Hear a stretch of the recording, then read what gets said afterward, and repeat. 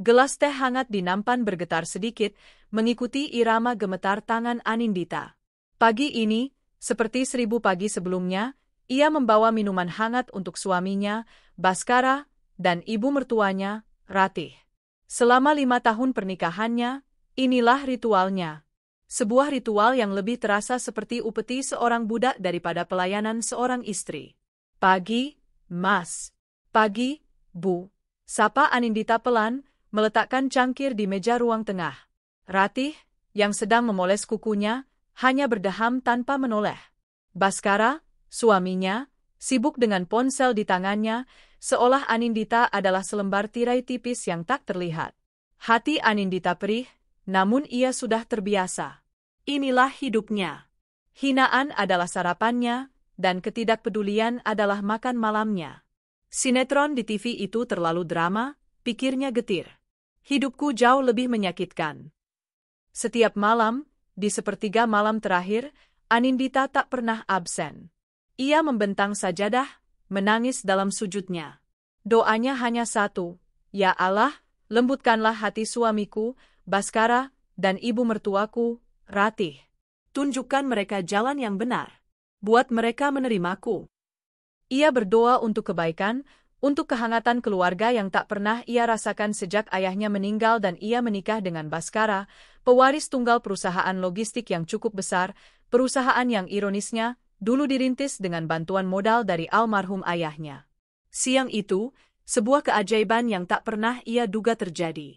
"Nindi, sini," panggil Ratih dari ruang keluarga. Suaranya, tumben sekali, tidak bernada tinggi. Anindita bergegas, jantungnya berdebar. Apakah ia melakukan kesalahan lagi? Apakah ada debu yang lupa ia bersihkan? Ia tiba di ruang keluarga dan terpaku. Baskara ada di sana, duduk di sebelah ibunya. Dan yang paling aneh, mereka berdua tersenyum padanya. Senyum.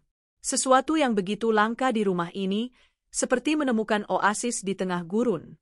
"Duduk, Nindi," kata Baskara. Suaranya lembut.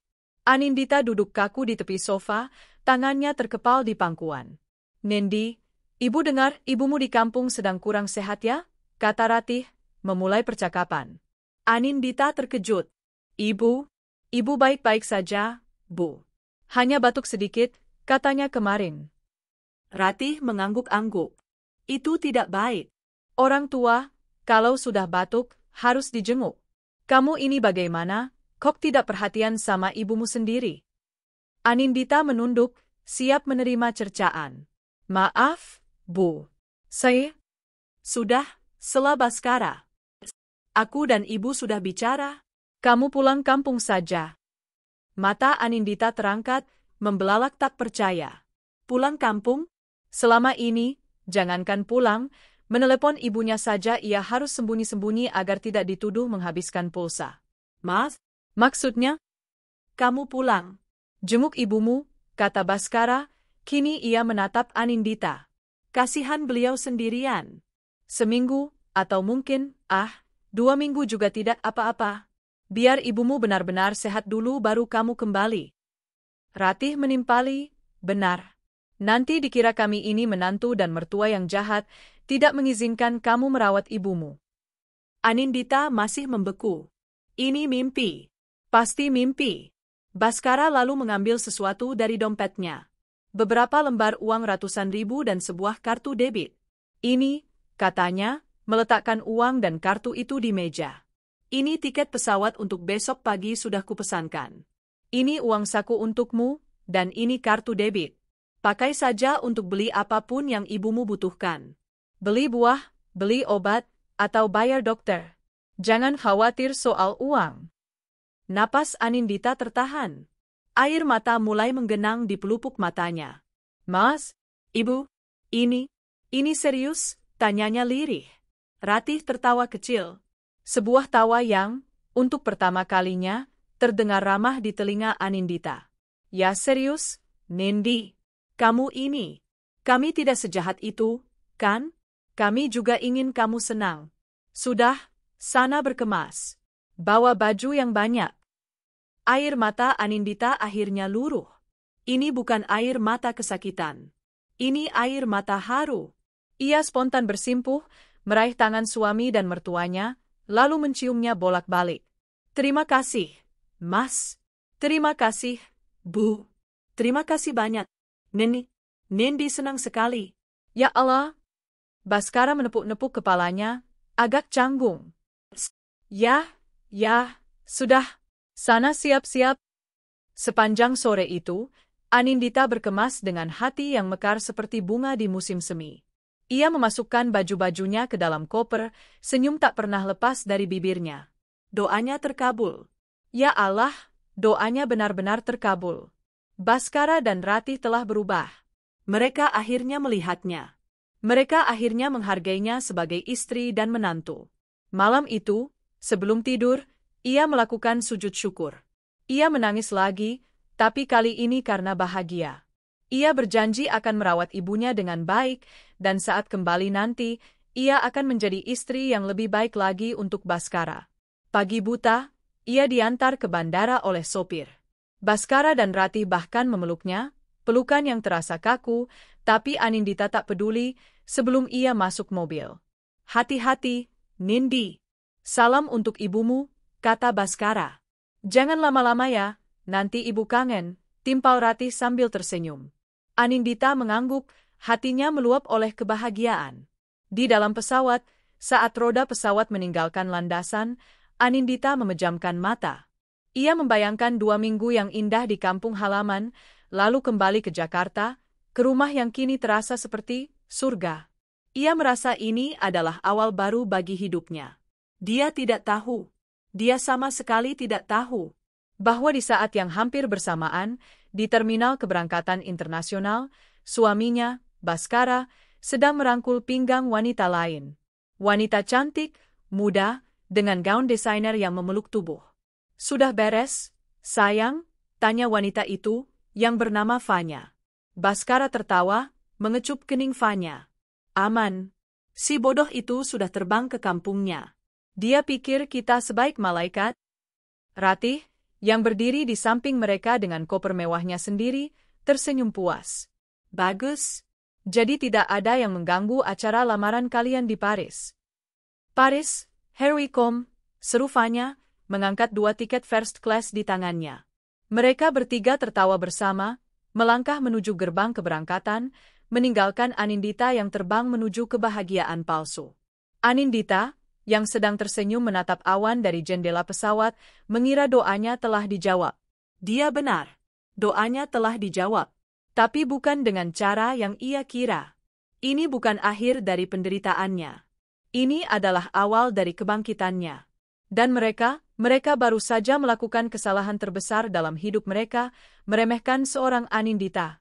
Anindita tiba di kampung halamannya dengan hati seringan kapas. Udara desa yang segar, yang dulu terasa biasa saja, kini terasa seperti balsam penyembuh. Ibunya, Asih, menyambutnya di teras rumah kayu sederhana mereka dengan pelukan yang jauh lebih hangat daripada pelukan kaku yang pernah diberikan Ratih. Enduk, kamu kok kurusan? Tanya Bu Asih, mengelus pipi putrinya. Anindita tertawa, air matanya berlinang lagi. Nindi kangen ibu.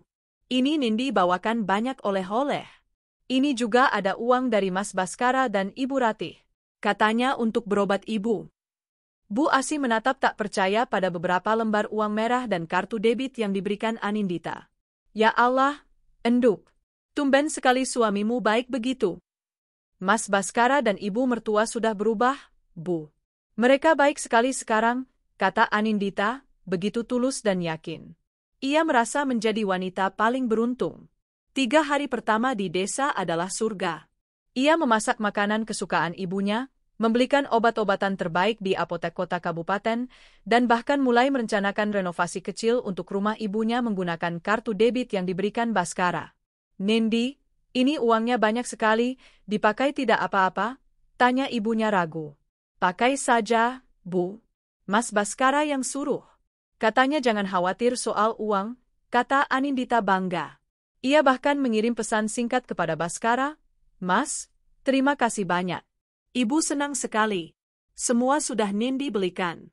Mas dan ibu sehat-sehat di rumah ya? Balasan datang beberapa jam kemudian, sangat singkat.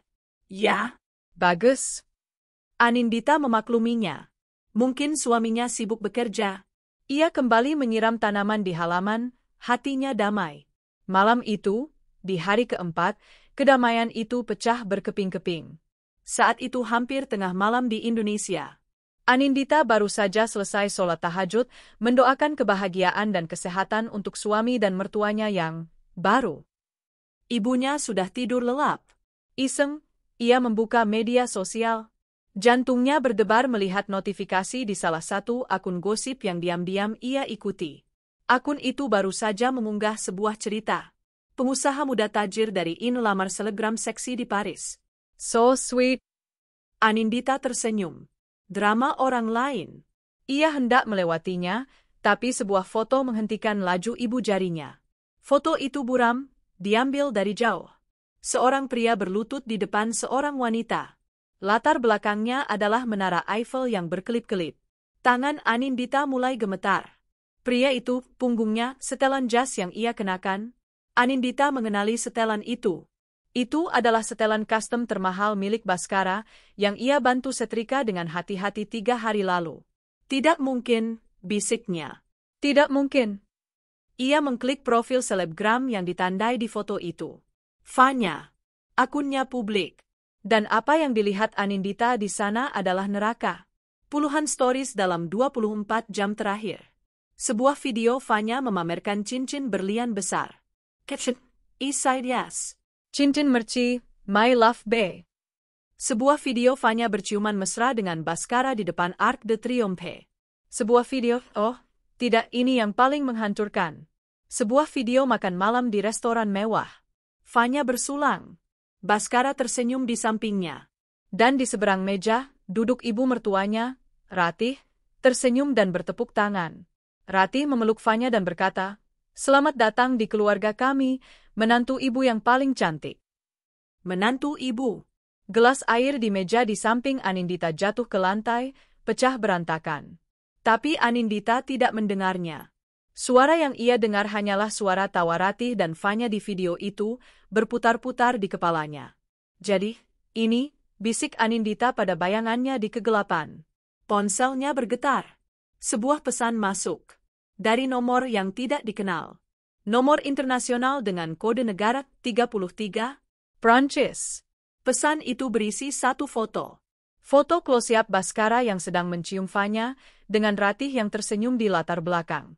Di bawah foto itu ada satu kalimat, "Suka dengan hadiah liburannya, Nyonya bodoh? Salam dari Paris. Nikmati hidup barumu di desa." Tangan Anindita menjadi sedingin es. Jadi, mereka tidak hanya mengkhianatinya. Mereka melakukannya dengan sengaja. Mereka merencanakannya. Mereka menyuruhnya pulang agar ia tidak mengganggu. Mereka memberinya uang dan kartu debit, uang receh, sebagai bayaran untuk menyingkirkannya sementara mereka merayakan cinta terlarang di kota paling romantis di dunia. Dikira aku bodoh?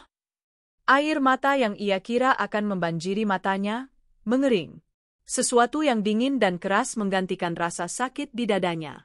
Itu adalah amarah. Amarah yang murni, yang membekukan. Aku kira mereka sudah berubah? Dia tertawa. Tawa serak yang menakutkan, bahkan bagi dirinya sendiri. Aku kira doaku terkabul.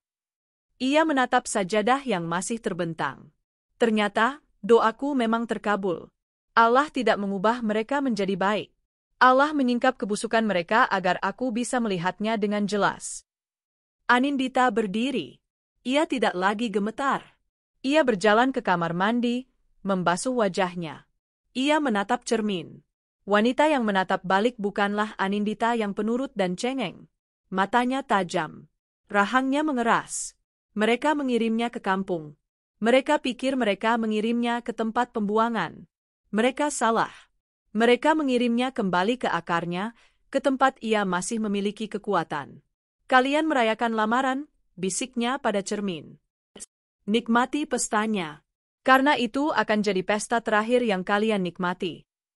Ia kembali ke kamar. Ia mengambil ponselnya. Ia memblokir nomor dari Prancis itu. Ia tidak akan memberi mereka kepuasan dengan membalas. Ia lalu membuka kontak di ponselnya. Bukan Baskara. Bukan Ratih. Ia mencari nama, Paman Bima, pengacara. Paman Bima adalah sahabat almarhum ayahnya, orang yang mengurus semua warisan dan aset yang ditinggalkan ayahnya untuk Anindita, aset yang selama ini diamankan atas nama Baskara setelah pernikahan. Aset yang jauh lebih besar dari perusahaan logistik Baskara. Ponsel berdering. Di seberang sana, Paman Bima mengangkat. Halo, Nendi? Tumben telepon malam-malam. Ada apa, Enduk? Anindita menarik napas dalam-dalam. Suaranya tenang, dingin, dan penuh kendali. Paman, maaf mengganggu. Ini Anindita. Saya butuh bantuan Paman. Segera. Bantuan apa, Nindi? Anindita berjalan ke jendela, menatap kegelapan malam. Saya mau mengunci semua aset atas nama saya. Dan saya mau Paman cari tahu, apakah kita bisa membekukan rekening atas nama Baskara dan Rati di Paris. Hening sejenak. Nindi, apa yang terjadi? Mereka kira saya bodoh, Paman, kata Anindita. Dan saya ingin memberikan mereka pelajaran. Liburan mereka di Paris saya jamin akan berlangsung jauh lebih lama dari yang mereka rencanakan.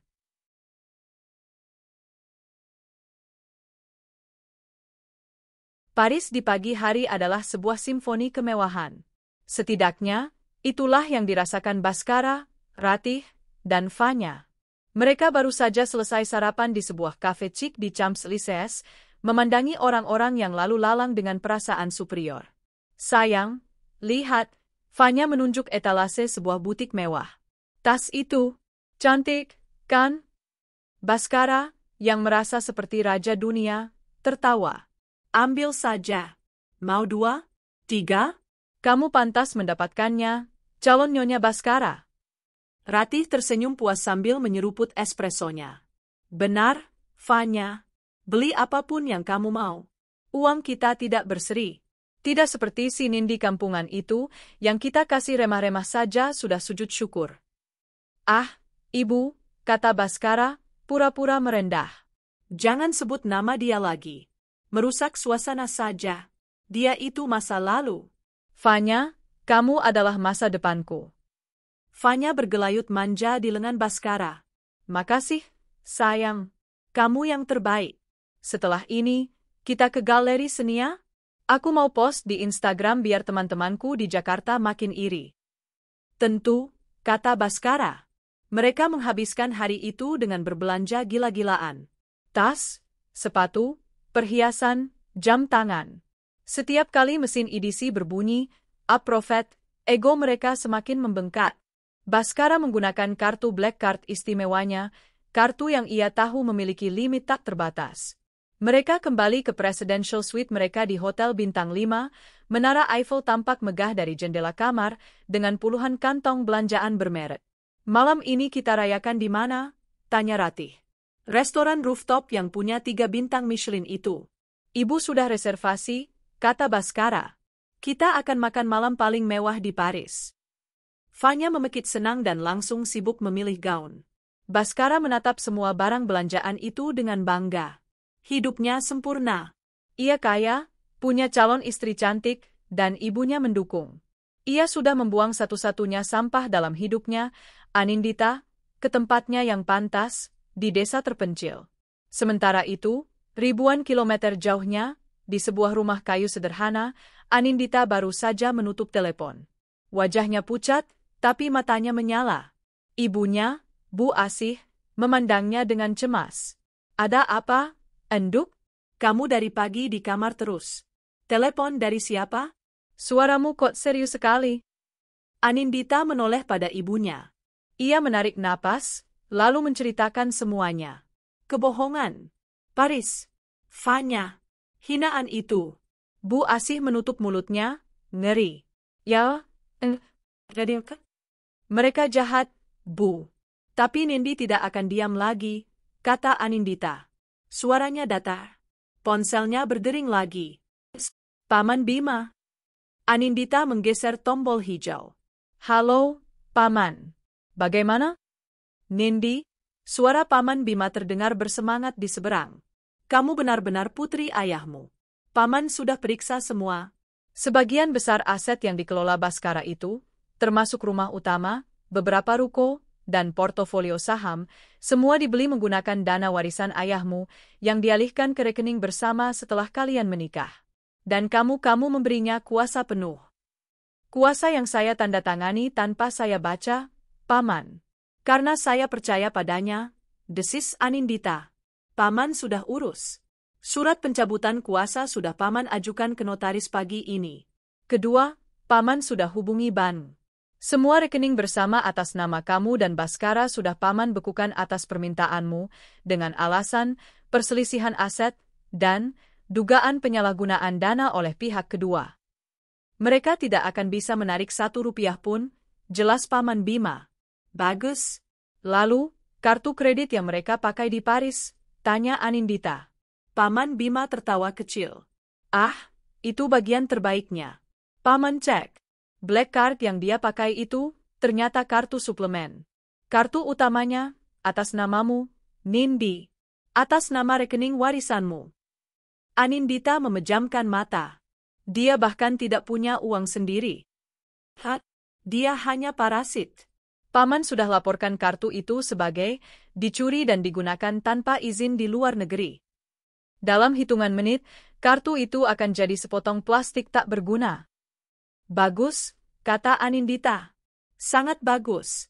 Terima kasih, Paman. Satu lagi, Nindi. Kartu debit yang dia berikan padamu, itu uangmu sendiri. Dia memberimu remah-remah dari rotimu sendiri.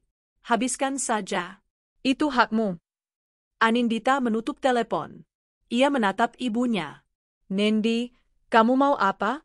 Tanya Bu Asih, ngeri melihat tatapan mata putrinya. Nindi mau mereka sengsara, Bu. Mereka sudah menghina Nindi. Mereka sudah menghina almarhum ayah dengan memakai uangnya untuk berfoya-foya dengan pelakor. Sekarang, Nindi akan ambil semuanya kembali. Anindita melihat jam.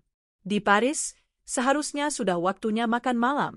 Selamat menikmati makan malam terakhir kalian, Mas Baskara, bisiknya. Restoran itu adalah puncak kemewahan Paris. Langit-langitnya dilukis, lampu kristalnya menjuntai, dan pelayannya bergerak tanpa suara. Baskara, Ratih, dan Fanya menikmati foyer gras, caviar, dan champagne mahal. Ini baru hidup, kata Ratih. Tagihan datang di atas piring perak kecil. Totalnya, 17.500 euro. Angka yang fantastis, tapi bagi Baskara, itu hanya angka. Ia dengan sombong menyerahkan black card-nya. Pelayan itu kembali beberapa menit kemudian, wajahnya sedikit canggung. Maaf, Tuan, katanya dalam bahasa Inggris yang sopan. Kartu ini ditolak. Baskara mengerutkan kening. Apa? Tidak mungkin. Coba lagi. Mungkin sinyalnya jelek. Pelayan itu mencoba lagi. Masih sama, Tuan. Fanya dan Ratih berhenti tertawa. Bas, ada apa? Tanya Ratih, mulai kesal. Tidak tahu, kata Baskara, sedikit panik. Ia mengeluarkan kartu kredit lain dari dompetnya, kartu platinum dari perusahaannya. Coba yang ini. Pelayan itu pergi, dan kembali. Maaf, Tuan. Yang ini juga ditolak. Wajah Baskara memucat. Bagaimana bisa? Ini kartu perusahaan. Bas, kamu jangan bikin malu, deh. Desis Fanya, tamu di meja lain mulai melirik. Saya tidak tahu, bentak Baskara. Ia mencoba kartu debitnya. Ditolak. Manajer restoran datang, seorang pria Prancis yang kaku. Tuan, ada masalah? Anda harus melunasi tagihan ini. Saya punya uang. Ini pasti ada kesalahan bank, seru Baskara.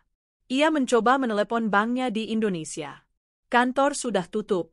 Ia mencoba mengecek aplikasi mobile bankingnya. Ia tidak bisa login. Akses ditolak. Akun Anda dibekukan? Dibekukan? Ratih mencoba kartunya sendiri. Ditolak. Fanya, jangan ditanya, limit kartunya hanya cukup untuk membeli kopi.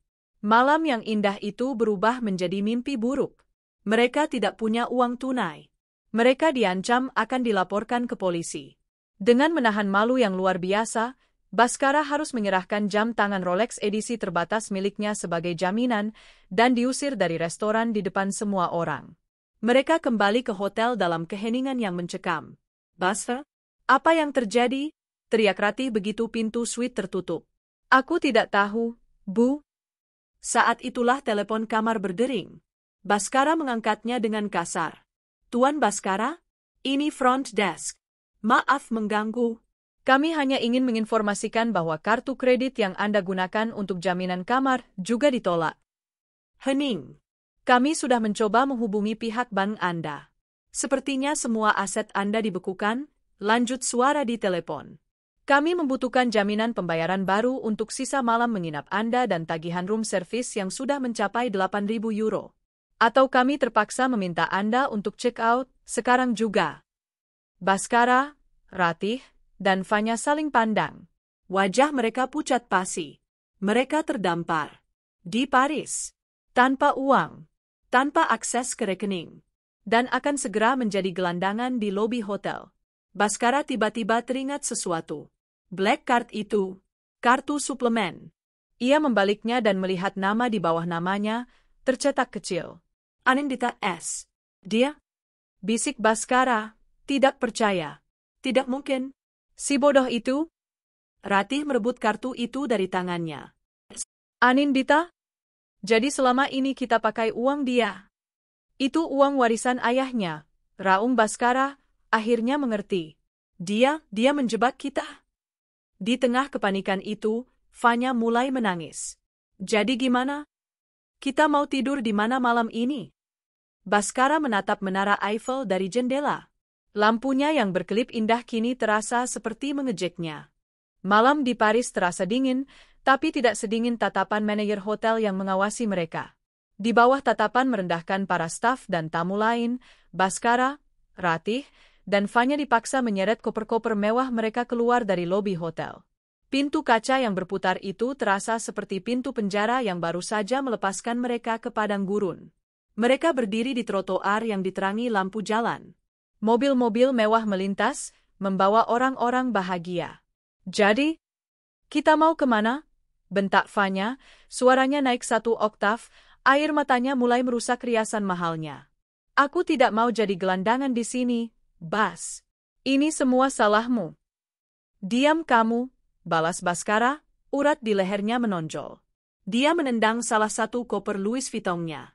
Kamu pikir aku mau ini terjadi? Ini semua gara-gara wanita sialan itu. Ratih menimpali, giginya gemertak.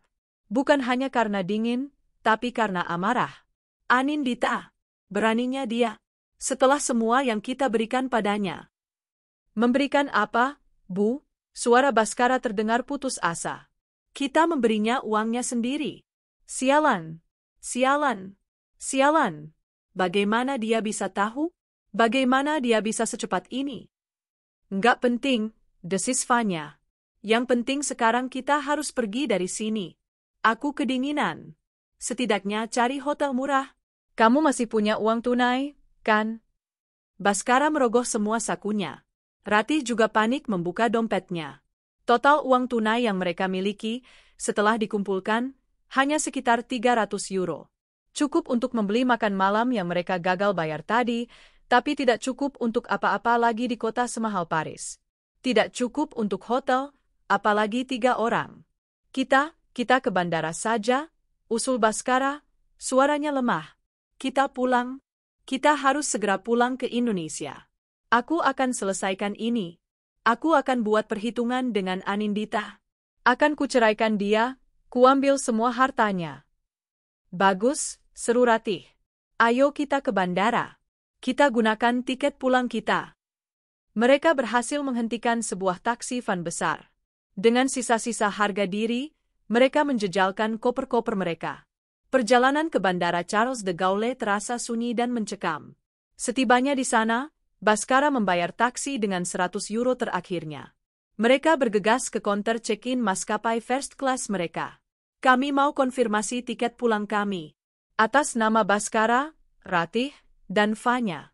Penerbangan lusa, kata Baskara, mencoba terdengar normal. Petugas itu mengetik di komputernya. Wajahnya tetap datar. Maaf, Tuan. Penerbangan atas nama tersebut telah dibatalkan.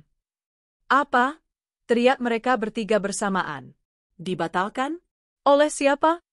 Saya tidak pernah membatalkannya, seru Baskara. Dibatalkan oleh pemegang kartu kredit yang digunakan untuk memesan, Tuan, kata petugas itu dengan tenang. Pembayaran ditarik kembali. Atas nama? Anindita. Baskara memukul meja konter. Ini tidak mungkin. Ada yang bisa kami bantu, Tuan? Cek penerbangan lain. Penerbangan tercepat ke Jakarta. Kelas ekonomi. Apa sih? Petugas itu mengetik lagi. Ada penerbangan besok pagi, singgah di Dubai. 3 kursi kelas ekonomi. Totalnya 9.800 euro. 9.800 euro. Baskara, Ratih, dan Fanya saling pandang. Mereka bahkan tidak punya 200 euro. Maaf, kata petugas itu, melihat keputusasaan di mata mereka. Saya tidak bisa membantu jika Anda tidak bisa membayar. Mereka terdampar. Benar-benar terdampar. Mereka tidak bisa kembali ke hotel. Mereka tidak punya uang untuk hotel baru. Dan mereka tidak punya tiket untuk pulang. Mereka kini hanyalah 3 gelandangan kaya yang terduduk lesu di kursi tunggu bandara, dikelilingi barang-barang mewah yang tak bisa mereka makan. Mimpi buruk itu baru saja dimulai. Sementara 3 orang itu menatap lantai bandara yang dingin, sebuah taksi berhenti di depan gerbang sebuah rumah mewah di kawasan elit Jakarta. Anindita melangkah keluar. Ia telah meninggalkan ibunya di kampung dengan aman, berjanji akan menjemputnya setelah semua urusan selesai. Perjalanannya kembali ke Jakarta terasa seperti perjalanan seorang jenderal perang yang kembali merebut kotanya. Di sampingnya, Paman Bima berdiri tegak. Di belakang mereka, 2 mobil lain berhenti, menurunkan tim pengacara, beberapa penjaga keamanan berbadan tegap, dan seorang tukang kunci. Siap, Nindi? Tanya Paman Bima. Anindita menatap rumah besar di depannya. Rumah di mana ia menghabiskan 5 tahun terakhir hidupnya sebagai pesuruh. Rumah di mana ia menangis setiap malam. Rumah miliknya. Saya siap, Paman. Satpam kompleks yang sudah mengenalnya, terkejut melihat Anindita. Loh, Mbak Nindi, bukannya lagi pulang kampung? Saya sudah kembali, Pak, kata Anindita. Suaranya dingin dan berwibawa. Tolong buka gerbangnya.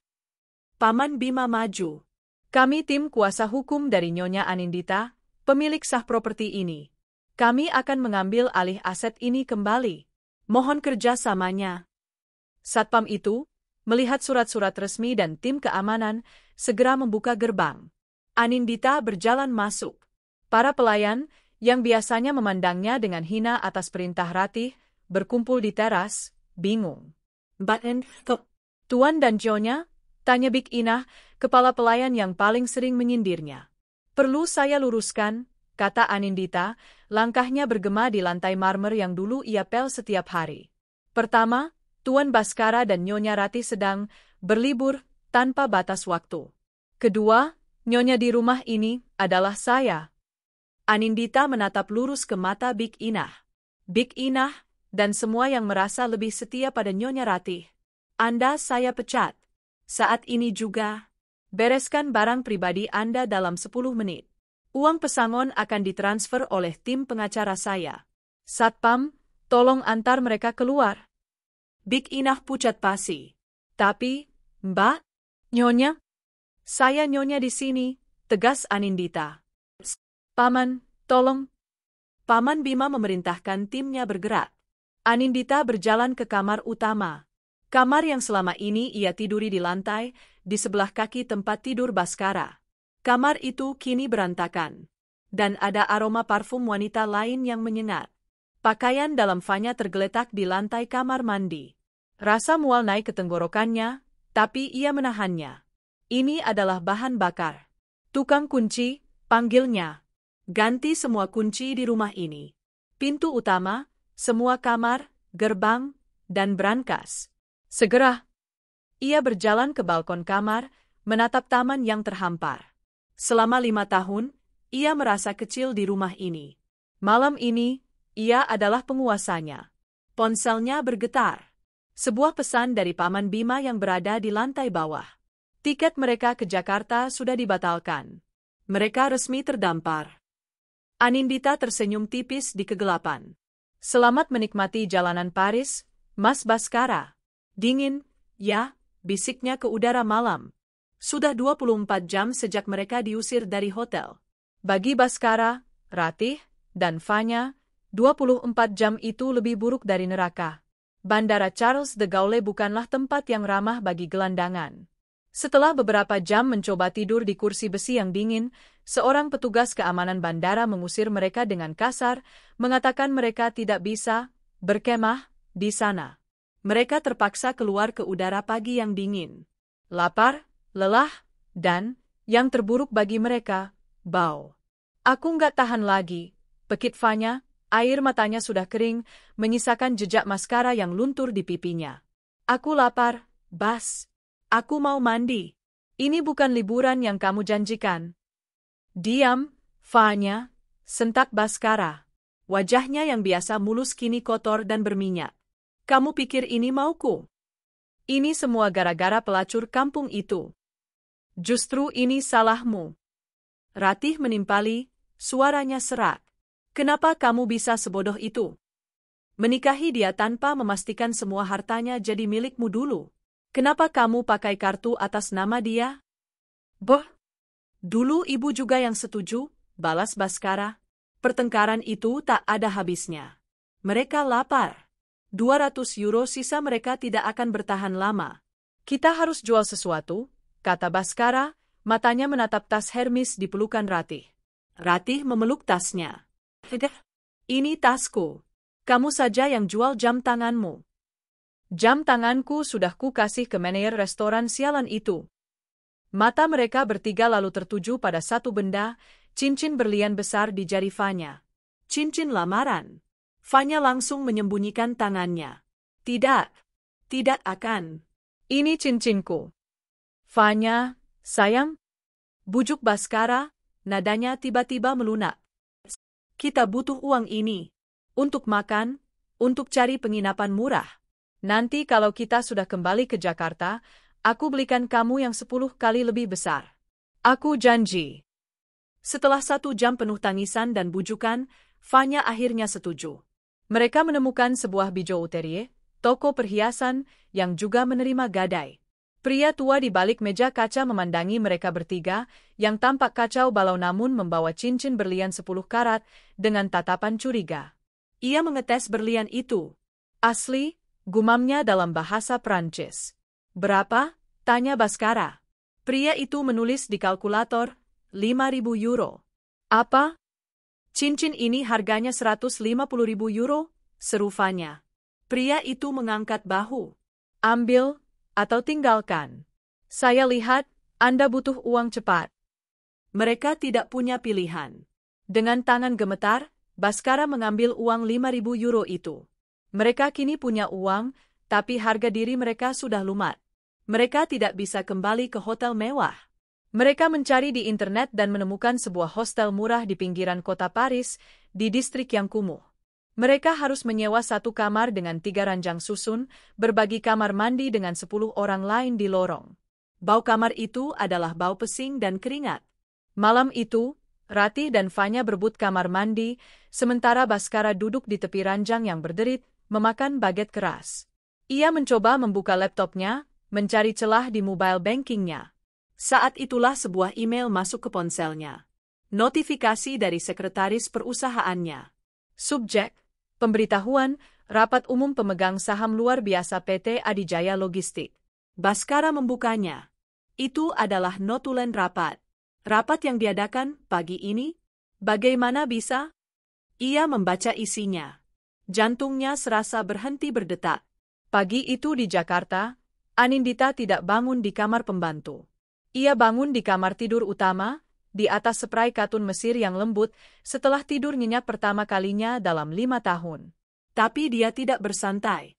Pukul 9 pagi, ia sudah berada di lobi PT Adijaya Logistik.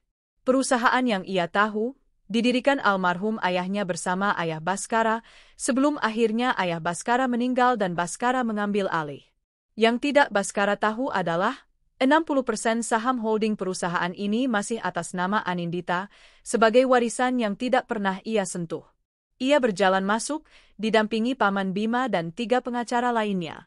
Resepsionis, yang biasanya mengabaikannya, terbelalak. Mbak, Nyonya Nindi? Bapak Baskara kan lagi? Saya tahu, potong Anindita. Suaranya tenang dan dingin. Saya kesini untuk bertemu Dewan Direksi. Tolong panggilkan mereka. Rapat darurat. Sekarang. Kekacauan terjadi. Para manajer panik. Tapi Paman Bima sudah mengirimkan surat resmi. 15 menit kemudian, seluruh Dewan Direksi, 5 pria parubaya yang tampak bingung, sudah berkumpul di ruang rapat utama. Anindita duduk di kursi ujung. Kursi yang biasa diduduki Baskara. Selamat pagi, sapanya. Nyonya Anindita, ada apa ini? Tanya Pak Darmawan, salah satu direktur. Baskara bilang dia sedang cuti.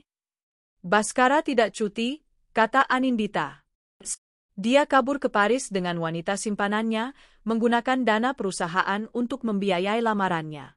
Dan dia membawa serta ibunya. Ruangan itu hening seketika. Paman Bima segera membagikan map-map tebal. Silakan dilihat, kata Paman Bima. Di dalam map itu ada bukti transfer dana perusahaan ke rekening pribadi atas nama Fanya. Bukti tagihan kartu kredit korporat untuk pembelian barang-barang mewah di Paris yang tidak ada hubungannya dengan bisnis. Dan, Paman Bima menekan tombol remote. Layar di depan menyala, menampilkan struktur kepemilikan saham perusahaan. Dan yang terpenting, bukti bahwa Nyonya Anindita, sebagai ahli waris tunggal Tuan Harjanto, adalah pemegang 60% saham pengendali perusahaan ini. Sementara Tuan Baskara hanya memegang 30%. Para direktur terkesiap. Mereka memandang Anindita, yang duduk tegak dengan mata tajam. Ini bukan menantu penurut yang mereka kenal. Baskara telah melakukan penggelapan dana, lanjut Anindita. Dan saya, sebagai pemegang saham mayoritas, tidak akan menolerir ini. Apa mau Anda, Nyonya? Tanya Pak Darmawan, suaranya kini hormat. Anindita menatap mereka satu persatu. Mulai detik ini, katanya, saya, Anindita Harjanto, mengambil alih posisi Chief Executive Officer, CEO, PT Adijaya Logistik. Baskara dinonaktifkan dari semua jabatannya, tanpa pesangon. Semua aset perusahaan atas namanya dibekukan. Ia berhenti sejenak, membiarkan kata-katanya meresap. Akan ada audit penuh. Siapapun yang terbukti membantu penyelewengan dana Baskara, akan saya proses secara hukum. Paham? Tidak ada yang berani membantah. Mereka melihat tatapan almarhum ayahnya di mata Anindita, tatapan tegas seorang pemimpin. Saya paham, kata Pak Darmawan, mengangguk. Selamat datang, Ibu Direktur. Di kamar hostel yang bau di Paris, Baskara membaca notulen rapat itu. Memberhentikan dengan tidak hormat saudara Baskara mengangkat Nyonya Anindita Harjanto sebagai CEO baru. Ponselnya bergetar lagi. Belasan email masuk bersamaan. Akses email korporat Anda dicabut. Akses perbankan korporat Anda dibekukan. Fasilitas mobil perusahaan Anda ditarik. Kehilangan segalanya. Rumah, perusahaan, uang. Anindita tidak hanya menguncinya di Paris. Dia telah mengambil alih seluruh hidupnya. Tidak. Baskara mengamuk. Ia melempar laptopnya ke dinding. Fanya menjerit ketakutan. Ratih terduduk lemas di lantai kotor. Dia mengambil semuanya. Wanita sialan itu mengambil semuanya. Raung Baskara, air mata frustrasi mengalir di wajahnya. Dia bukan lagi pengusaha kaya. Dia bukan lagi siapa-siapa. Dia hanya seorang pria bangkrut yang terdampar di negara orang, bersama ibu dan selingkuhannya yang kini menatapnya dengan pandangan jijik. Uang 5.000 euro dari hasil menjual cincin Fanya terasa banyak, tapi di Paris, uang itu menguap seperti embun. Mereka harus makan.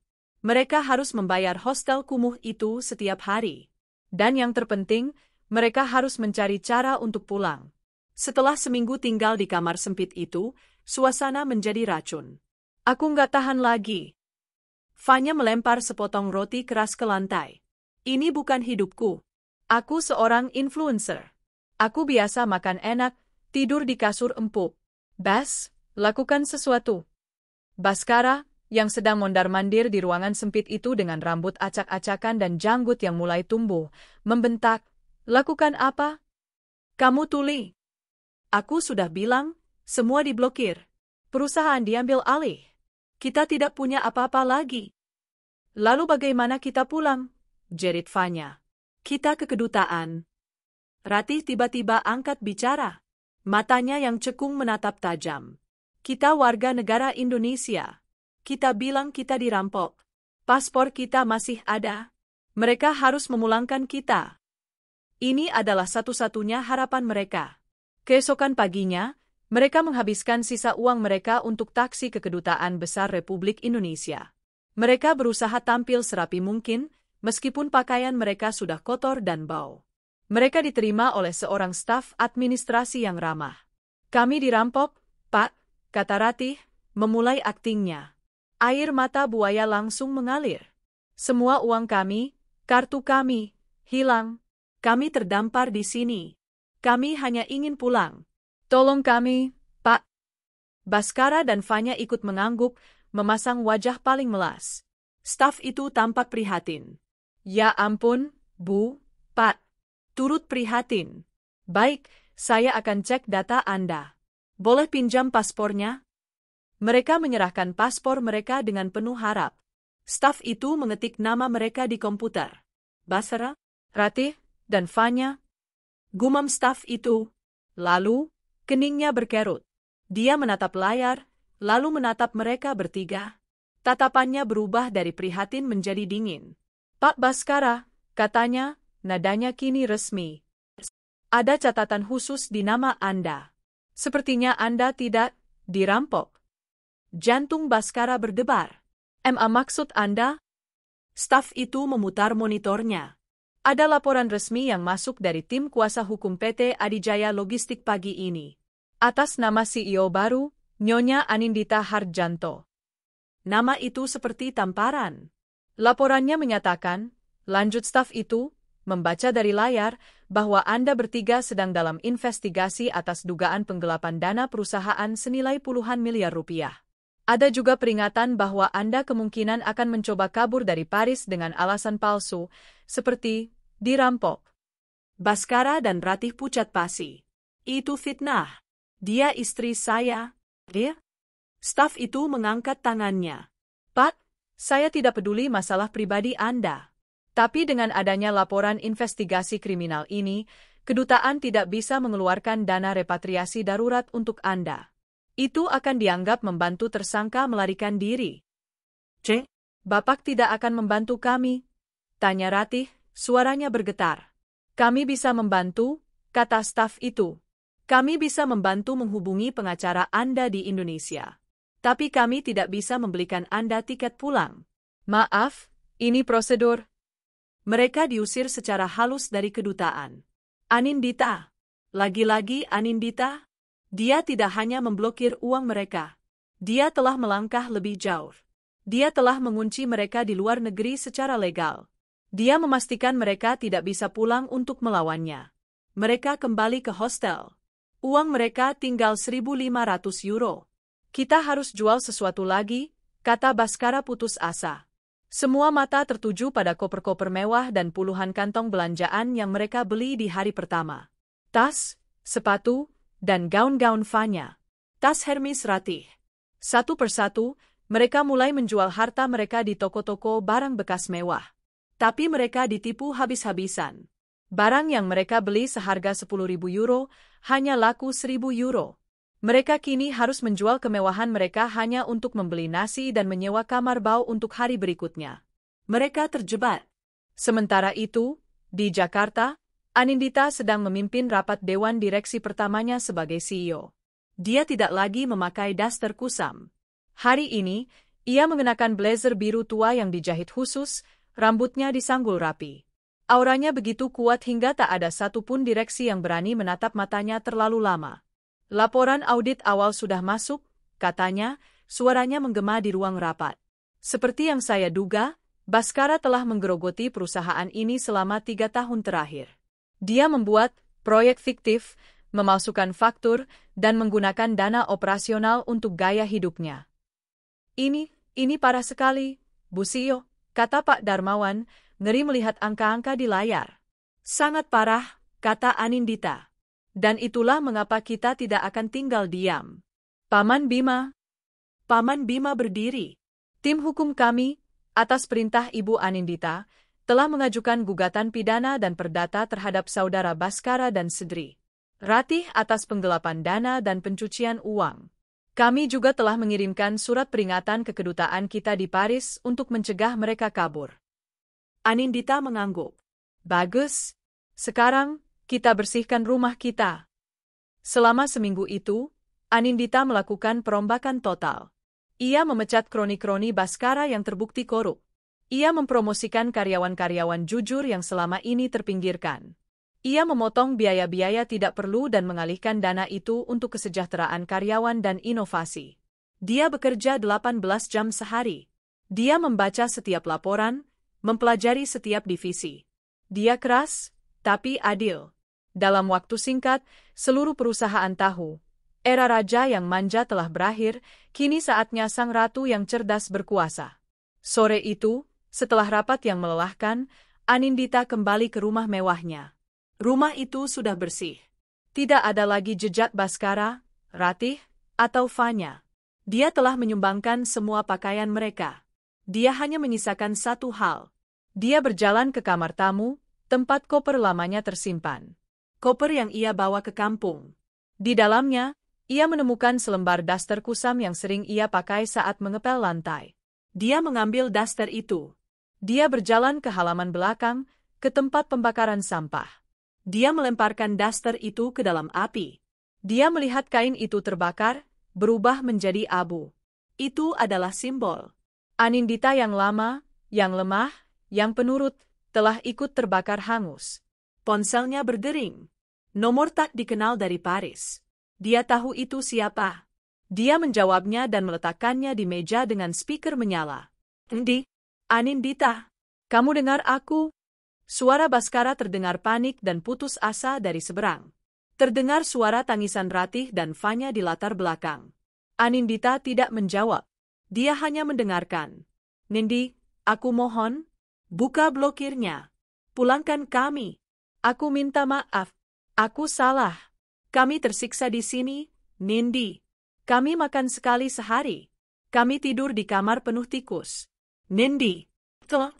Anindita menyesap teh melatinya, menatap api yang melahap daster lamanya. Nindi, jawab aku, sialan. Kamu akan busuk di neraka karena menyiksa suamimu. Anindita tersenyum tipis. Neraka? Katanya pelan, suaranya begitu jernih terdengar di seberang. Saya sudah hidup di neraka selama 5 tahun, Mas. Di rumah ini. Bersama Anda. Dia melanjutkan, nikmati Paris. Katanya itu kota yang romantis. Sampaikan salam saya untuk ibu dan Fanya, ya? Bilang padanya, dia terlihat sangat cantik saat menangis. Anindita menutup teleponnya. Dia memblokir nomor itu. Dia sudah selesai dengan masa lalunya. Sekarang, saatnya membangun masa depannya.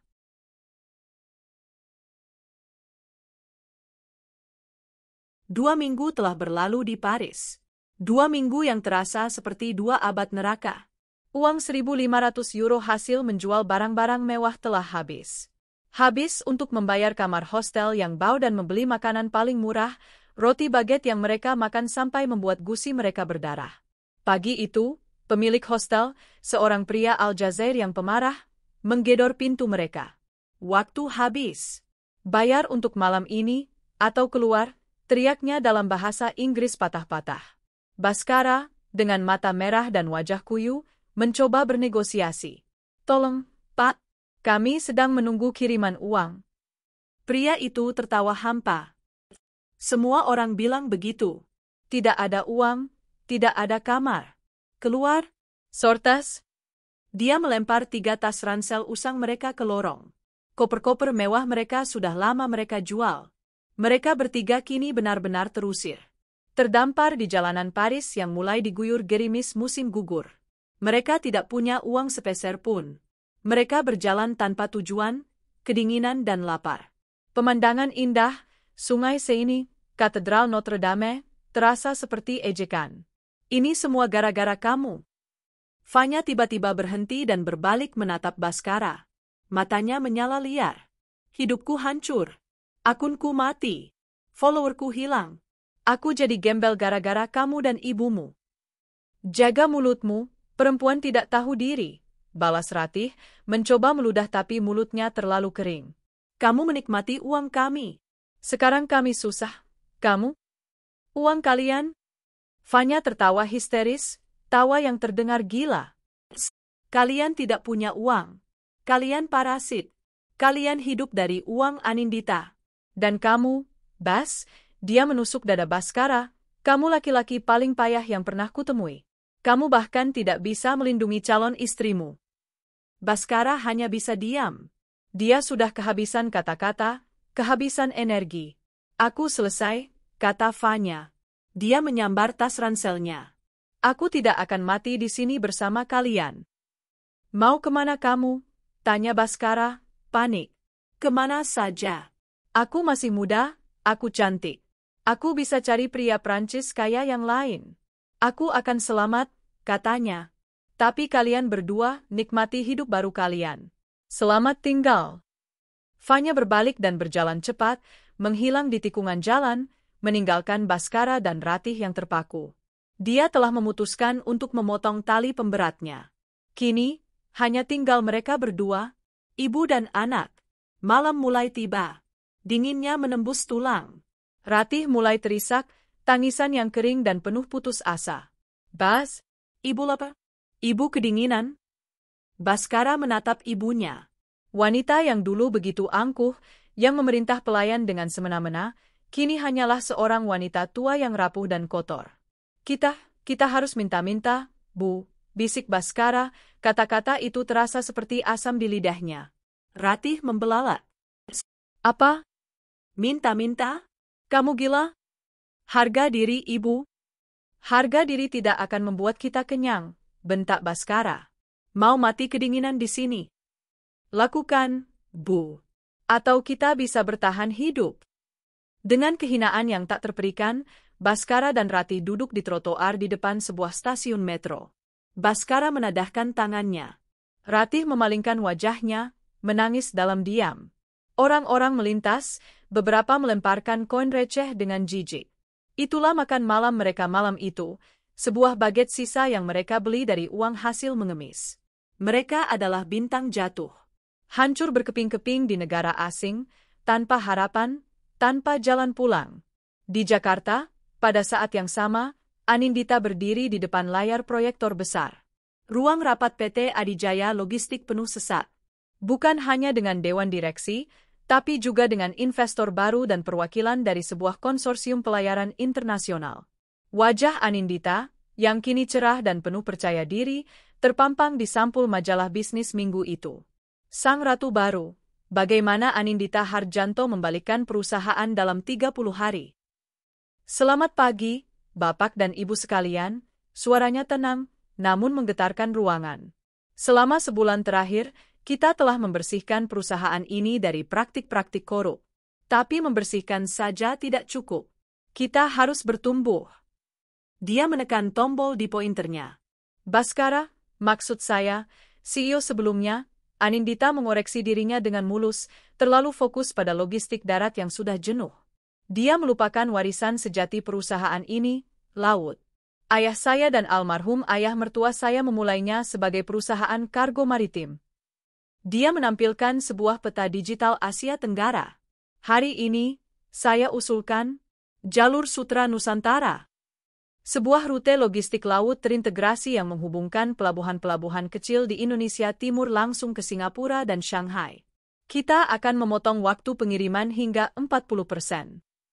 Para investor terkesima. Itu adalah rencana yang brilian, ambisius, dan sangat menguntungkan. Pak Darmawan menatapnya dengan kagum. Bu, ini luar biasa. Tapi, dananya? Ini proyek triliunan. Itulah mengapa, Anindita tersenyum, perwakilan dari konsorsium maritim global ada di sini hari ini. Seorang pria asing di barisan depan berdiri dan bertepuk tangan pelan. Nyonya Anindita, rencana Anda adalah yang paling visioner yang saya lihat dari Indonesia dalam 1 dekade. Konsorsium kami all in. Kami siap mendanai proyek ini. Ruangan itu meledak dalam tepuk tangan. Anindita baru saja tidak hanya menyelamatkan perusahaan, dia akan membawanya ke level global. Dia telah membuktikan bahwa dia bukan hanya bos besar karena warisan, tapi karena otaknya. Sore itu, di kantornya yang mewah, Paman Bima masuk membawa segelas jus. Kamu hebat, Endut. Ayahmu pasti bangga luar biasa, kata Paman Bima. Terima kasih, Paman. Ini semua juga berkat Paman, kata Anindita tulus. Ada kabar terakhir dari Paris, kata Paman Bima, nadanya berubah serius. Anindita bersandar. Ya, tim auditor kita telah menyelesaikan laporannya. Total kerugian perusahaan akibat ulah Baskara dan Ratih adalah 112 miliar rupiah. Laporan ini sudah kita serahkan ke kepolisian dan kejaksaan. Dan dampaknya di Paris lebih cepat dari dugaan kita. Apa maksud Paman? Karena besarnya jumlah penipuan dan fakta mereka menggunakan kartu kredit internasional secara ilegal, pihak berwenang Prancis telah setuju untuk bekerja sama. Interpol baru saja menerbitkan Red Notice atas nama Baskara dan Ratih. Anindita mengerutkan kening. Red Notice? Artinya, mereka sekarang resmi menjadi buronan internasional, jelas Paman Bima. Mereka tidak bisa meninggalkan Prancis dengan identitas mereka. Jika mereka terdeteksi di bandara atau stasiun kereta manapun di Eropa, mereka akan langsung ditangkap. Dan jika mereka tertangkap oleh polisi di sana, misalnya karena mengemis atau menggelandang. Anindita menatap Paman Bima. Mereka akan diadili dan dipenjara di Prancis dulu, sebelum kita bisa minta ekstradisi, kata Paman Bima. Anindita terdiam sejenak. Dia menatap gemerlap kota Jakarta dari jendela kacanya. Mereka tidak hanya terdampar. Mereka kini adalah tikus yang terperangkap dalam sangkar seukuran negara. Tanpa uang, tanpa teman, dan kini, tanpa identitas yang sah. Bagus, kata Anindita pelan. Pastikan semua aset sisa atas nama mereka di Indonesia disita oleh negara untuk membayar kerugian perusahaan. Dia lalu tersenyum. Bukan senyum balas dendam, tapi senyum kebebasan. Paman, tolong pesankan saya tiket. Saya mau jemput ibu di kampung. Sudah waktunya beliau pindah ke Jakarta dan melihat kantor baru putrinya. Hidupnya jauh lebih bahagia. Musim gugur di Paris berganti menjadi musim dingin. Dan musim dingin di jalanan, bagi yang tak punya rumah, adalah hukuman mati yang lambat. Baskara dan Ratih kini tak bisa dikenali. Mereka telah kehilangan puluhan kilogram. Pakaian desainer mereka yang terakhir telah ditukar di toko barang bekas demi beberapa mantel kumal yang penuh lubang. Mereka tidur beralaskan kardus di lorong stasiun metro yang hangat, berdesakan dengan gelandangan lain, dan diusir setiap pagi oleh petugas kebersihan. Ratih, yang tubuhnya tak terbiasa menderita, jatuh sakit. Perah. Batuk keringnya telah berubah menjadi batuk berdahak yang mengkhawatirkan. Napasnya berbunyi setiap kali udara dingin menusuk paru-parunya. Bas? Rintihnya suatu malam, tubuhnya menggigil hebat meski sudah ditutupi 3 lapis kardus. Ibu mau pulang? Ibu minta maaf sama Nindi. Ibu mau pulang? Baskara, yang matanya sudah cekung dan hampa, hanya bisa memalingkan muka. Diam, Bu. Simpan tenaga ibu. Aku tidak mau mati di sini, Bas. Kamu dengar? Aku tidak mau mati sebagai gembel. Ratih mencoba berteriak, tapi yang keluar hanya bisikan serak. Rasa kasihan Baskara pada ibunya sudah lama mati, terkubur di bawah rasa laparnya sendiri. Dia hanya ingin ini semua berakhir. Dan doanya terkabul. Pagi itu, 2 orang gendarmerie, polisi militer Prancis, melakukan patroli rutin di stasiun. Mereka melihat 2 sosok kotor yang meringkuk di sudut. Pemandangan biasa. Tapi satu dari mereka adalah petugas yang jeli. Dia melihat paspor Indonesia yang tergeletak setengah terbuka di samping Baskara. Papiers, il faut split, kata petugas itu, menusuk tubuh Baskara dengan tongkatnya. Baskara menyerahkan paspornya dan paspor Ratih dengan tangan gemetar. Petugas itu menyipitkan mata. Dia berbicara di radionya, membacakan nama dan nomor paspor. Hening sejenak. Lalu, radio itu berderak penuh balasan. Petugas itu dan rekannya langsung berubah siaga. Tangan mereka bergerak ke borgol di pinggang. Monsieur Baskara et Madame Ratih. Oh oui? Yes. Bisik Baskara. Anda ditahan, kata petugas itu dalam bahasa Inggris yang kaku. Atas red notice Interpol. Anda buronan. Ratih, yang setengah sadar, bahkan tidak mengerti apa yang terjadi ketika tangannya yang kurus dan kotor diborgol di belakang punggungnya. Baskara tidak melawan. Tidak ada lagi tenaga untuk melawan. Ditangkap adalah sebuah kelegaan. Setidaknya, di penjara ada atap dan makanan. Saat mereka digiring keluar dari stasiun metro, cahaya pagi musim dingin yang pucat menerpa wajah mereka. Orang-orang yang lalu lalang menatap mereka dengan jijik. 2 gelandangan kotor ditangkap polisi. Baskara menunduk. Inilah akhir dari segalanya. Kehancuran total. Di tempat lain di Paris, Fanya juga tidak menemukan surga. Pria Prancis, kaya, yang ia temui ternyata hanyalah seorang fotografer freelance yang tinggal di apartemen 1 kamar yang sempit. Dia tidak membelikannya tas, dia malah menyuruh Fanya bekerja sebagai model untuk situs-situs dewasa yang kumuh. Fanya terjebak.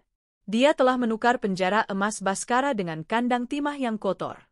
Setiap hari, dia menyesali keputusannya, tapi dia tidak bisa pulang. Dia telah memilih jalannya. Jauh di seberang dunia, di Jakarta, di halaman belakang sebuah rumah mewah, pemandangannya sangat berbeda. Bu Asih, Ibunda Anindita, kini terlihat jauh lebih sehat dan segar. Beliau duduk di kursi rotan yang nyaman, mengenakan pakaian yang bagus, sambil tersenyum melihat putrinya. Anindita, yang hari itu libur, tidak mengenakan blazer CEO-nya. Ia memakai kaos oblong sederhana dan celana katun, tangannya kotor karena tanah. Dia sedang menanam mawar baru di taman. Enduk, sudah, biar tukang kebun saja, kata Bu Asih lembut. Anindita tertawa, tawa yang ringan dan lepas. Tawa yang tidak pernah terdengar selama 5 tahun pernikahannya. Tidak apa-apa, Bu. Nendi suka. Ini mengingatkan Nindi pada halaman kita di kampung, katanya, menyeka keringat di dahinya. Kamu terlihat bahagia, Enduk, kata Bu Asih, matanya berkaca-kaca. Nindi memang bahagia, Bu. Anindita duduk di samping ibunya, menggenggam tangan wanita yang paling ia cintai. Sangat bahagia. Ponselnya di meja bergetar. Sebuah pesan dari Paman Bima. Anindita membukanya. Itu adalah sebuah foto. Foto Baskara dan Ratih saat ditangkap di stasiun metro, diborgol, kotor, dan hancur. Foto itu dikirim oleh kontak Paman Bima di Interpol. Di bawahnya ada pesan, mereka tertangkap. Saat ini ditahan di penjara La Sante. Ratih langsung dilarikan ke rumah sakit penjara karena pneumonia akut dan gizi buruk. Apa langkah kita selanjutnya, Bu Siil? Bu Asih, melihat perubahan raut wajah putrinya, bertanya, ada apa, Nindi? Anindita memperlihatkan foto itu kepada ibunya. Bu Asih terkesiap. Ya?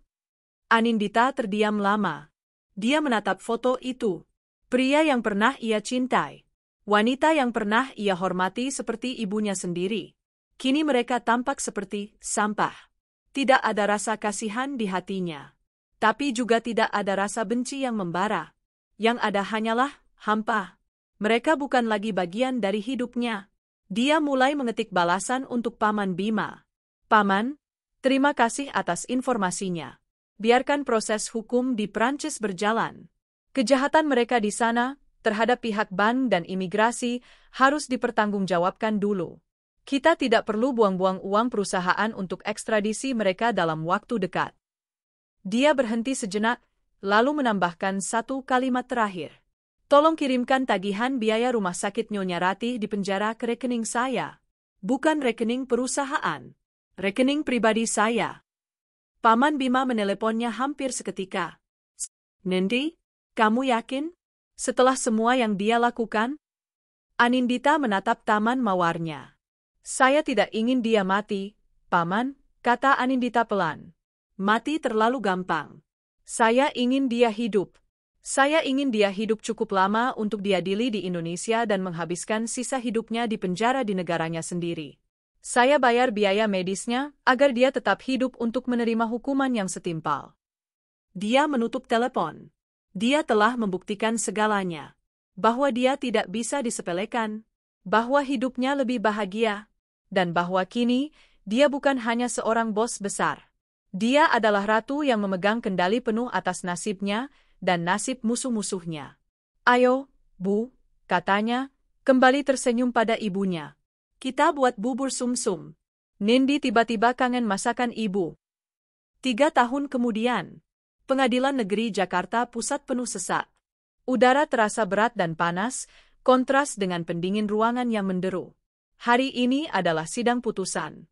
Di kursi terdakwa, duduk 2 sosok yang hampir tak bisa dikenali. Baskara. Rambutnya yang dulu tersisir rapi kini menipis dan memutih. Wajahnya tirus, tatapannya kosong. Seragam tahanan oranye tampak kedodoran di tubuhnya yang kurus. Di sampingnya, di atas kursi roda, duduk Ratih. Penyakit pneumonia yang dideritanya di penjara Prancis, ditambah gizi buruk dan stres berat, telah merenggut kesehatannya secara permanen. Dia kini lumpuh sebagian. Matanya yang dulu tajam dan menghina, kini hanya menatap nanar ke lantai.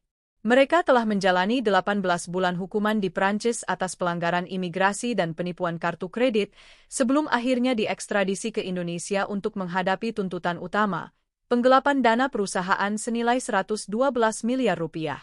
Pintu ruang sidang terbuka. Suasana hening seketika. Anindita masuk. Dia tidak lagi terlihat seperti korban, atau bahkan seperti seorang pejuang. Dia terlihat seperti seorang ratu. Dia mengenakan setelan blazer sutra berwarna marun yang dipadukan dengan kain batik tulis yang elegan. Rambutnya tergulung rapi, memperlihatkan sepasang anting berlian sederhana namun berkelas. Di sisinya berjalan Paman Bima dan tim pengacara mudanya. Dia bukan lagi Anindita yang menangis di sajadah. Dia adalah Anindita Hardjanto, CEO PT Adijaya Logistik, yang fotonya 3 bulan lalu terpampang di sampul majalah Forbes Asia sebagai wanita paling berpengaruh dalam industri maritim 2028. Dia duduk di barisan depan, tepat di belakang jaksa penuntut. Punggungnya lurus. Dia tidak menoleh sedikit pun ke arah kursi terdakwa. Hakim ketua mengetuk palu. Waktu putusan. Dengan ini menyatakan terdakwa Baskara dan terdakwa Ratih terbukti secara sah dan meyakinkan bersalah melakukan tindak pidana korporasi, pencucian uang, dan penggelapan dalam jabatan secara bersama-sama. Jantung Baskara berdebar keras. Menjatuhkan hukuman pidana kepada terdakwa Baskara dengan penjara seumur hidup. Baskara terhuyung.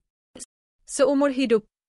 Dan menjatuhkan hukuman pidana kepada terdakwa Ratih dengan penjara 20 tahun, serta memerintahkan seluruh sisa aset atas nama kedua terdakwa disita negara untuk membayar kerugian perusahaan. Saat itulah Ratih akhirnya bereaksi. Dia tidak terima. Tidak, jeritnya dari kursi roda, suaranya serak dan melengking. Tidak adil. Ini semua karena dia. Iblis itu. Mata Ratih yang penuh kebencian menatap lurus ke punggung Anindita. Anindita, kamu iblis. Kamu yang membuat kami seperti ini. Kamu hancurkan keluarga kami. Kamu akan dibakar di neraka. Ruang sidang ricuh. Pengawal bergerak untuk menenangkan Ratih. Anindita, dengan tenang, berdiri. Dia berbalik. Perlahan, dia berjalan mendekati batas antara pengunjung dan terdakwa. Seluruh mata di ruangan tertuju padanya. Dia menatap Ratih, yang masih terisak-isak di kursi rodanya. Lalu dia menatap Baskara, yang hanya bisa menunduk, gemetar, tidak berani menatap matanya. Bukan, kata Anindita. Suaranya tidak keras, tapi terdengar jelas di seluruh ruangan yang hening. Bukan saya yang menghancurkan ibu dan Mas Baskara. Keserakahan kalian yang menghancurkan kalian. Keangkuhan kalian yang menghancurkan kalian. Dia menatap lurus ke mata Ratih. Ibu bilang saya akan dibakar di neraka. Tapi saya sudah pernah di sana, Bu. Selama 5 tahun. Di rumah ibu sendiri, sebagai menantu ibu. Lalu, dia beralih ke Baskara.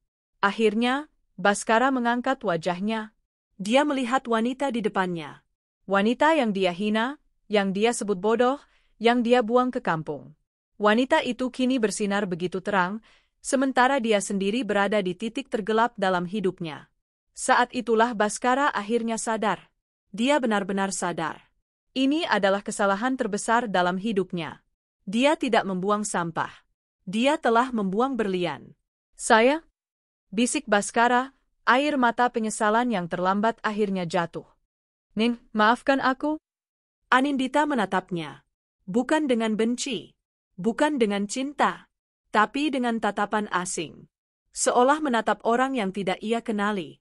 Saya sudah memaafkan kalian, katanya. Bukan untuk kalian. Tapi untuk saya sendiri. Agar saya bisa hidup dengan tenang. Dia berbalik. Selamat menikmati hukuman kalian. Anindita berjalan keluar dari ruang sidang tanpa menoleh lagi. Pintu di belakangnya tertutup, meninggalkan jeritan Ratih dan isak tangis Baskara yang sudah tak berarti. Di luar, kilatan lampu kamera menyambutnya. Dia telah menutup bab itu selamanya.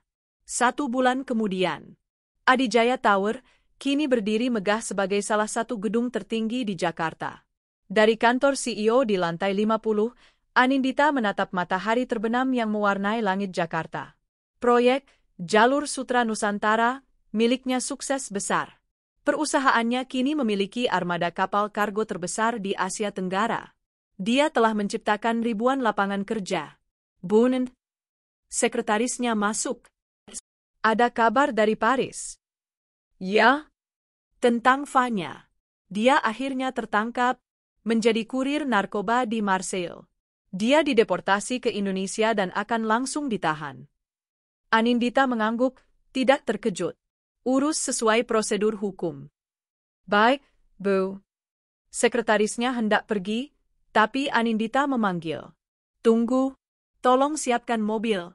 Saya mau pulang sekarang. Oh, kata Anindita lagi. Dan pastikan donasi bulanan untuk panti asuhan dan rumah perlindungan wanita korban KDRT sudah ditransfer. Lipat gandakan jumlahnya untuk bulan ini. Baik, Bu CEO.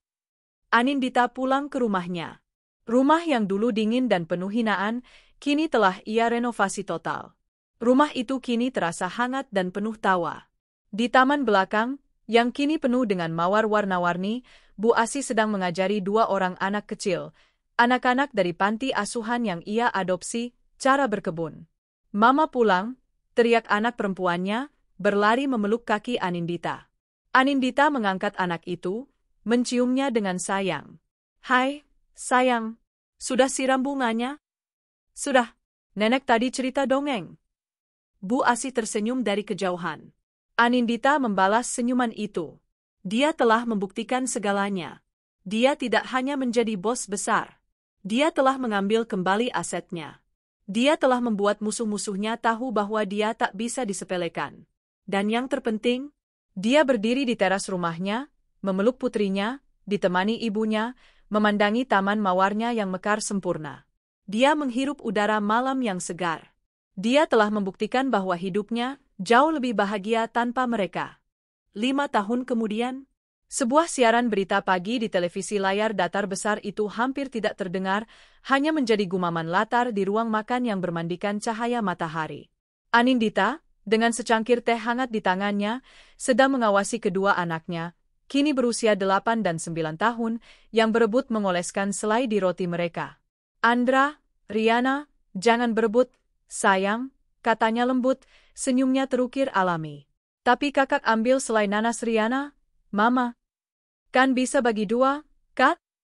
Di tengah keriuhan kecil yang membahagiakan itu, suara dari televisi tiba-tiba sedikit mengeras, menarik perhatian Anindita sejenak. Terpidana kasus penggelapan dana korporasi, Ratih, telah meninggal dunia di rumah sakit penjara tadi malam di usia 64 tahun.